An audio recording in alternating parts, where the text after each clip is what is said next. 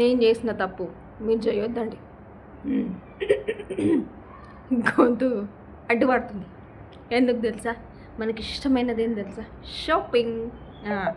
షాపింగ్కే ఇంటి ఆయన వెంబడి పెట్టుకొని పోయినా నేను. పోతే ఒక్క చోట ఆగడు. జనాలు ఉన్న షాప్లో పోయినామనుకో, అమ్మ ఇంత జనాలు ఉన్నారు, ఉడక ఉడక వస్తుంది, గాలి వస్తలేదు, ఏం వస్తలేదు, పిల్లలు ఉండమంటున్నారు, పోదాంరా అంటారు. అయిపోయిందా?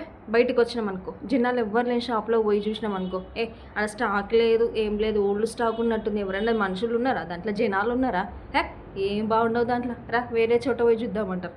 సరే వేరే చోట పోయి చూసినామనుకో, ఎక్కడన్నా మామూలుగా పెట్టుకొని అమ్ముతారు కదా ఫుట్పాత్ల మీద, అట్లా పెట్టుకొని అమ్మితే ఉతికి ఆరేసిన చీరలు గవి చూస్తుంటావు. మీ అమ్మ నువ్వు మీ వాళ్ళు కట్టుకుంటారు, మా వాళ్ళు అస్సలు కట్టరు అట్లాంటివి. సరే మాల్స్ పోయినామనుకో, జీవి మాల్స్ లేకపోతే ఇంకేమన్నా చందన దీంట్లో పోయినామనుకో, ఏమంటారు తెలుసా? చల్లగుందే ఏసి గాలికి అంటారు. సరే అయిపోయిందా? చీర రేటు చూసిండ్రు అనుకో, ఏంది 700 ఈ చీరకు? 700 బయట అయితే 250 రూపాయలకి వేస్తారు కదనే, దీంట్లోకి తీసుకొచ్చినా ఉంటారు.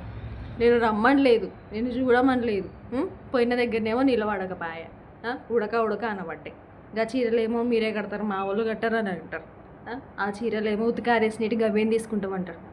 ఏం చేయాలి అస్సలు? వీళ్ళని ఎంబడి పెట్టుకొని పోయినామనుకో, ఉన్నది ఇదంతా గుండె, బీపీ లేస్తుంటుంది. అస్సలు ఒక్క చోట కూడా ఆగరు. ఏమన్నా తీసుకుందామంటే పిల్లలని 2 చేతుల్లో పట్టుకొని ఇట్ట పోతుంటారు. అర్థమే కాదు అస్సలు, ఒక్క చోట కూడా ఆగరు జనాలు. మరి అట్లాంటప్పుడు షాపింగ్ పోదామని ఎందుకు అనాలి? అస్సలు ఎందుకు పిలుచుకొని పోవాలి? ఏటీఎం కార్డ్ అన్నా ఇవ్వాలి, లేకపోతే ఫోన్పే నెంబర్ అనే చెప్పాలి. ఆ 2 చెయ్యనికే చేత కాదు, భయపడతారు. ఏటీఎం నెంబరు, ఏటీఎం కార్డు ఇవి అడిగినామనుకో, అయిపోయి గుండె జారి కుక్కమంటుంటుంది. ఇంకొకసారి అయితే ఇంట్లో నెంబర్ పెట్టుకొని అస్సలు షాపింగ్ పోవద్దు. నా మాట వినండి.